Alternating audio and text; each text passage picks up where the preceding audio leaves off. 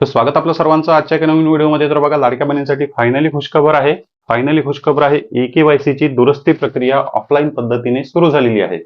EKYC ची दुरुस्ती प्रक्रिया ऑफलाईन पद्धतीने सुरू झाली. ज्या बहिणींचे नोव्हेंबर आणि डिसेंबर महिन्याचे हप्ते आलेले नव्हते त्या बहिणींची KYC ची दुरुस्ती अंगणवाडी सेविका यांच्याकडून आता केली जात आहे. आणि बघा, आता 3 कागदपत्र तुम्हाला या ठिकाणी जमा करायचे आहे. पहिलं आहे विनंती पत्र, दुसरं आहे स्वयं घोषणापत्र आणि तिसऱ्या नंबरचं आधार कार्ड. आधार कार्ड व्यतिरिक्त कोणतंच कागदपत्र तुम्हाला द्यायची नाही.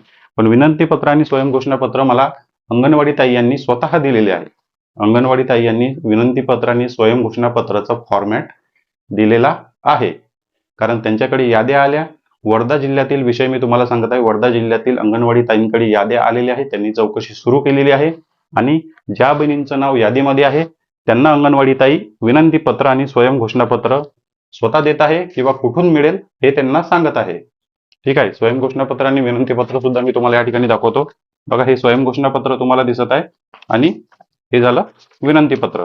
स्वयं घोषणापत्र आणि विनंती पत्र जे आहे हे दोन्ही अशा प्रकारे जे आहे हे विनंती पत्र आणि स्वयं घोषणापत्र दोन्ही तुम्हाला भरून घ्यायचे आहे. फक्त या ठिकाणी जास्त डिटेल काही भरायचे नाही. अंगणवाडी ताई यांचे नाव, तुमचा आधार क्रमांक, तुमचा जिल्हा, अशा प्रकारे कागदपत्र फक्त आधार कार्ड जोडून तुम्हाला आणि तुमची सही करून ते 3ही डॉक्युमेंट सबमिट करून द्यायचे आहे. एक विनंती पत्र, दुसरं स्वयं घोषणापत्र आणि तिसरं फक्त आधार कार्ड. त्या व्यतिरिक्त कोणतंच कागदपत्र, कोणतीच डिटेल तुमची देण्याची गरज नाही. वर्धा जिल्ह्यामध्ये EKYC ची दुरुस्तीची चौकशी सुरू झालेली आहे. त्यामुळे अंगणवाडी सेविका यांच्याकडे फॉर्मॅट आलेले आहे. आता हे जे काही फॉर्मॅट आहे, आता हे दोन्ही कागदपत्र मी तुम्हाला सुद्धा देऊ शकतो. पण तुमच्या एरियातील अंगणवाडी ताईंकडे काही वेगळं फॉर्मॅट जर आला असेल तर, कारण या ठिकाणी स्वयं घोषणापत्रामध्ये बघा वर्धा जिल्हा मेन्शन केलेला आहे. या ठिकाणी वर्धा जिल्हा मेन्शन केलेला आहे. तुमच्या तालुक्यातील अंगणवाडी ताईंकडे काही वेगळं फॉर्मॅट आला असेल, त्या ठिकाणी नागपूर असेल, अमरावती असेल, पुणे असेल, मुंबई असू शकते, दुसऱ्या कोणत्याही जिल्ह्याचं नाव या ठिकाणी असू शकते. तर तुमच्या एरियातील अंगणवाडी ताईकडे जर याद्या आल्या असेल, त्यांनी चौकशी सुरू केली असेल, तर त्यांच्याकडे हा फॉर्मॅट सुद्धा आलेला आहे. त्यांना हे दोन्ही फॉर्मॅट तुम्ही मागून घ्या.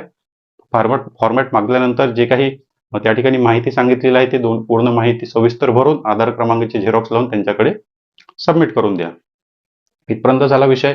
आता हे कागदपत्र म्हणजे तुमच्याकडे जर विनंती पत्र आले नसेल, तुम्हाला पाहिजे असेल, तर ते सुद्धा मी तुम्हाला 2 मिनिटात देणार आहे.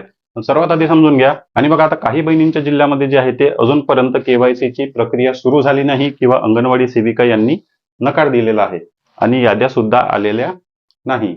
लाडक्या बहिणींच्या याद्या आलेल्या नाही, अंगणवाडी ताई यांनी नकार दिला आणि KYC ची प्रक्रिया सुरू झालेली नाही.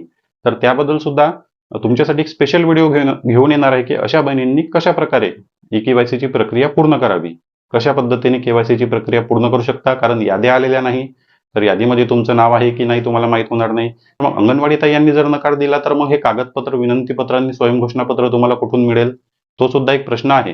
पण आता मी तुम्हाला जे काही विनंती पत्र आणि स्वयं घोषणापत्र दाखवलं ते तुम्हाला चालेल का, ते तुमच्या जिल्ह्यामध्ये चालेल का यासाठी, किंवा मग सारखाच फॉर्मॅट सर्व जिल्ह्यांसाठी आहे का, याबद्दल मी थोडी चौकशी करून तुमच्यासाठी उद्या वगैरे एक व्हिडिओ घेऊन येणार आहे. उद्या स्पेशल व्हिडिओ घेऊन येणार आणि त्यानंतर मग पूर्ण विषय तुमच्यासमोर क्लिअर करणार की विनंती पत्र, स्वयं घोषणापत्र सर्व जिल्ह्यांसाठी सारखं आहे का.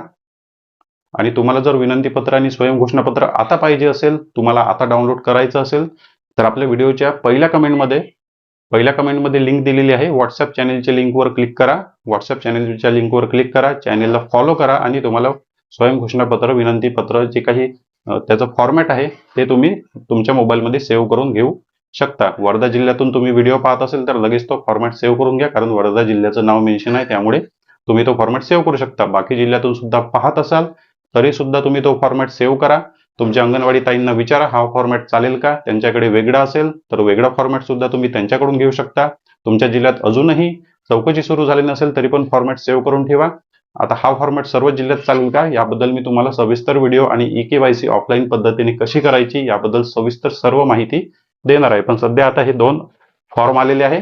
या 2 फॉर्मच्याच मदतीने आणि फक्त आधार कार्ड जोडून तुम्हाला तुमची ऑफलाईन पद्धतीने EKYC पूर्ण करायची आहे. या व्यतिरिक्त आणखी काही प्रश्न असतील तर कमेंट बॉक्समध्ये विचारा. चॅनलवर नवीन असेल तर व्हिडिओला लाईक आणि चॅनलला सबस्क्राईब नक्की करा. भेटूया नेक्स्ट व्हिडिओमध्ये.